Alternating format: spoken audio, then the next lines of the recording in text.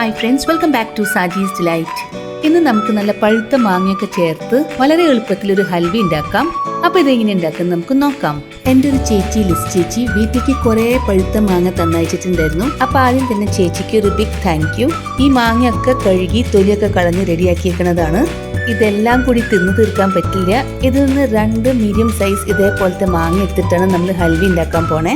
ഇതുകൊണ്ട് നമുക്ക് മാമ്പഴ പുളിശ്ശേരി ഉണ്ടാക്കാം. അതിന്റെ വീഡിയോ ഞാൻ നേരത്തെ ഇട്ടിട്ടുണ്ട്. ഇതിൽ നിന്ന് നേരത്തെ പറഞ്ഞ പോലെ 2 മാങ്ങ എടുത്തിട്ട് ചെറിയ ചെറിയ പീസായിട്ട് കട്ട് ചെയ്തെടുത്തിട്ടുണ്ട്. ഇനി ഈ മാങ്ങ മിക്സിയുടെ ചെറിയ ജാറിലിട്ടിട്ട് വെള്ളമൊന്നും ചേർക്കാണ്ട് നല്ല ഫൈനായിട്ട് അരച്ചെടുക്കുക. നമ്മുടെ ഈ ഹൽവ ഉണ്ടാക്കാനായിട്ട് നല്ല പഴുത്ത മധുരമുള്ള മാങ്ങ ചേർക്കാനായിട്ട് ശ്രമിക്കുക.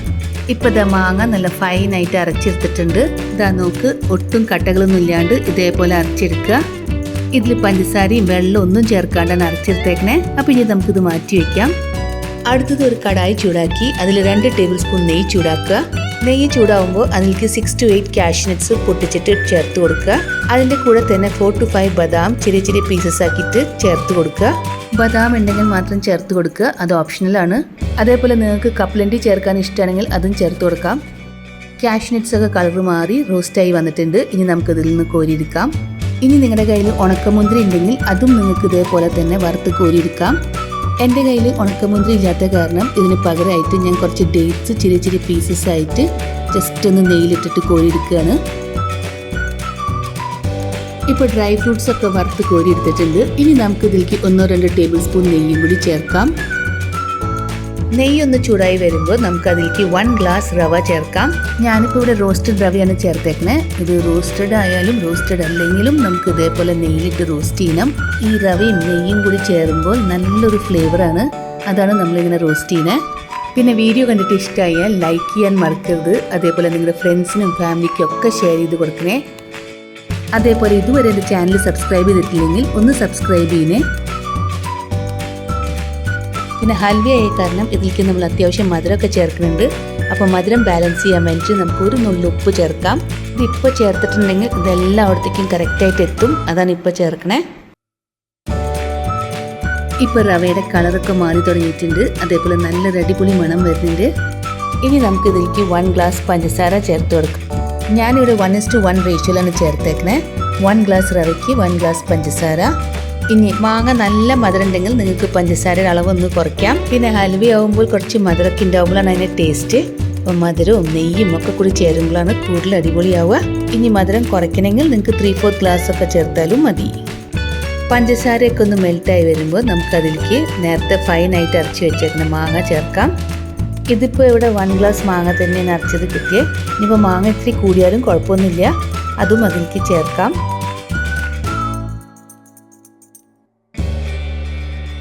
ഇനി ഇത് ലോ ഫ്ലെയിമിലിട്ടിട്ട് നന്നായി മിക്സ് ചെയ്യുക. അതിനുശേഷം 1-2 മിനിറ്റ് ഇളക്കി കൊടുക്കുക. ഇപ്പോൾ മാങ്ങയും പഞ്ചസാരയും അതേപോലെ റവയൊക്കെ നന്നായി മിക്സ് ആയിട്ടുണ്ട്. അതേപോലെ തന്നെ നമ്മൾ മധുരം ബാലൻസ് ചെയ്യാനായിട്ട് ഉപ്പും ചേർത്ത് കൊടുത്തിട്ടുണ്ട്. അപ്പോൾ ഇനി നമുക്ക് ഇതിലേക്ക് 1 ഗ്ലാസ് പാല് ചേർത്ത് കൊടുക്കാം. തിളപ്പിച്ച് ആറിയ പാല് വേണം ചേർക്കാൻ. അത് പാല് പിരിയാണ്ടിരിക്കാനാണ് അങ്ങനെ ചേർക്കണേ. അങ്ങനെ പാലും ചേർത്തതിന് ശേഷം നമ്മൾ 2-3 മിനിറ്റ് വീണ്ടും മിക്സ് ചെയ്യുക. അതേപോലെ ഫ്ലെയിം എപ്പോഴും ലോ ടു മീഡിയം വെക്കുക.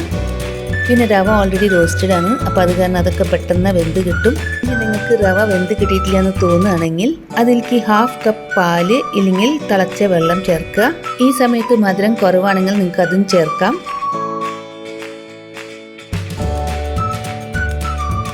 ഇപ്പോൾ റവയൊക്കെ വെന്ത് വന്നിട്ടുണ്ട്. അതേപോലെ പാലൊക്കെ വറ്റി നല്ല കട്ടയായിട്ടുണ്ട്. ഇനി ഇതിലേക്ക് ഫ്ലേവറിന് വേണ്ടിയിട്ട് 1/2 ടീസ്പൂൺ ഏലക്ക പൊടിച്ച് ചേർക്കുക. അത് ഏകദേശം 3 to 4 ഏലക്ക ഉണ്ടാവും. അതും നന്നായി മിക്സ് ചെയ്യുക.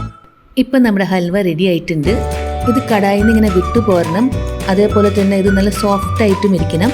അതാണ് അതിൻ്റെ കറക്റ്റ് പാകം. അപ്പോൾ ഈ ഒരു സമയത്ത് നിങ്ങൾക്ക് വേണമെങ്കിൽ 2-3 ടേബിൾ സ്പൂൺ നെയ്യും കൂടി ഒഴിക്കാം. അത് നമ്മുടെ ഹൽവയുടെ ടേസ്റ്റ് നല്ലോണം കൂട്ടും. ഇതിപ്പോൾ നമ്മൾ തന്നെ കഴിക്കണ കാരണം ഞാനത് ചേർക്കണില്ല. ഇനി നമുക്ക് നേരത്തെ വറുത്ത് വെച്ച ഡ്രൈ ഫ്രൂട്ട്സ് ചേർക്കാം. ഞാനിപ്പോൾ ഇവിടെ പകുതിയെ ചേർത്തല്ലോ, ബാക്കി പകുതി ഗാർണിഷ് ചെയ്യാൻ വേണ്ടി മാറ്റി വെച്ചു. അങ്ങനെ നമ്മുടെ മാംഗോ ഹൽവ റെഡി ആയിട്ടുണ്ട്. ഇനി നമ്മൾ ഫ്ലെയിം ഓഫ് ചെയ്തിട്ട് ചൂടോടെ തന്നെ ഒരു പാത്രത്തിൽ നെയ്യ് തടവിയിട്ട് അതിലേക്ക് മാറ്റുക. ചൂടാറി കഴിഞ്ഞാൽ ഇതേപോലെ നല്ല ഭംഗിയിൽ ഷേപ്പ് ചെയ്ത് കിട്ടില്ല. ഇനി നമുക്കതിനെ ഗാർണിഷ് ചെയ്യാം. നമ്മൾ പകുതി മാറ്റി വെച്ച ഡ്രൈ ഫ്രൂട്ട്സ് ഇപ്പോൾ ചേർക്കാം. ഇനി ഒരു ചെറി വെച്ചിട്ട് അതിനെ ഒന്നും കൂടി സുന്ദരനാക്കാം. അങ്ങനെ നമ്മുടെ മാംഗോ ഹൽവ റെഡി ആയിട്ടുണ്ട്. ഇത് ഉണ്ടാക്കാൻ വളരെ എളുപ്പമാണ്, അതേപോലെ കഴിക്കാനും സൂപ്പർബാണ്. ഇപ്പോൾ മാങ്ങയുടെ സീസൺ കഴിയാറായിട്ടുണ്ടെങ്കിലും അത്യാവശ്യം കുറേ പഴുത്ത മാങ്ങ കിട്ടുന്നുണ്ട്. അപ്പോൾ ഇത് വെറുതെ തിന്ന് മതിയായിട്ടുണ്ടെങ്കിൽ ഇങ്ങനെയൊക്കെ ഉണ്ടാക്കി കഴിച്ചു നോക്ക്. കുട്ടികൾക്കൊക്കെ ഒത്തിരി ഇഷ്ടപ്പെടും. അവർക്ക് ടിഫിനായിട്ട് കൊടുത്തയക്കാം, അതേപോലെ 4 മണിക്ക് കഴിക്കാനായിട്ടും ഉണ്ടാക്കി കൊടുക്കാം. അപ്പോൾ എല്ലാവരും ഉണ്ടാക്കി നോക്കണം. എന്നിട്ട് നിങ്ങളുടെ ഫീഡ്ബാക്ക് കമൻസ് ആയിട്ട് അറിയിക്കണം. അപ്പോൾ താങ്ക് യു ഫോർ വാച്ചിങ്.